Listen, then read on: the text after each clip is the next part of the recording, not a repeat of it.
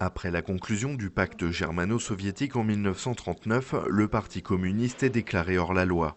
Débute alors la mise en place de mouvements de résistance dans l'Indre. Marcel Lemoine, les frères Briand ou encore Charles Sadron et Robert Monestier, de nombreuses figures locales structurent l'insoumission au régime. Sur les traces de son père, Pierre milite contre la guerre dès l'âge de 11 ans. Ma famille a reçu depuis le début 41 jusqu'en 44, jusqu'au débarquement, des clandestins à la maison que ma mère parfois habillait, nourrissait. On les couchait au foin parce que c'était plus facile pour se sauver au cas où on a une visite de la police ou de la Gestapo. Il y avait une après-midi clandestine à la maison à partir de début 41 jusqu'en 43, date à laquelle la Gestapo a fait une descente. J'ai participé très jeune à tourner la manivelle pour tirer les tracts clandestins. J'avais 12 ans, 12-13 ans. Et puis après, j'ai participé à un parachutage qui avait lieu auprès de la ferme de mes parents.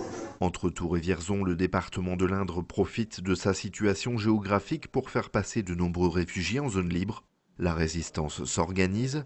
Parachutage, sabotage des voies ferrées ou des 15 lignes haute tension de la plus grosse unité hydroélectrique de France à Aiguzon. Il y a des grandes plaines céréalières propices à tout ce qui est parachutage et atterrissage. Il y a la Brenne, propice pour le camouflage, donc avec un habitat qui est très dispersé, des hameaux, des fermes isolées.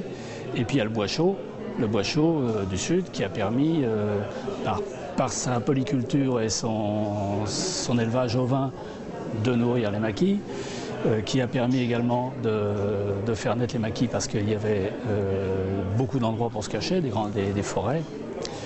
Et puis il y a eu également cette proximité avec la ligne de démarcation.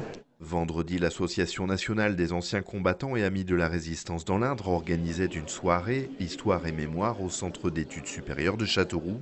Une centaine de personnes ont pu y découvrir l'exposition consacrée à celles et ceux qui se sont levés pour dire non à l'occupation. Certains ont même témoigné du dévouement local et des exactions du passé. Il y a eu 214 déportés dans l'Indre, déportés de la résistance. Il y a eu les passages avant d'être déportés, la plupart ont été dans des maisons d'arrêt et c'était les prisons de la France. Jusqu'à la capitulation de la colonne Elster à Issoudun, francs-tireurs, armées secrètes et autres mouvements de résistance de l'Indre auront su se fédérer en dépassant les clivages politiques. Un hommage qui se poursuivra le 27 mai par une cérémonie de célébration à 10 h au monument aux morts face au centre de congrès à Issoudun.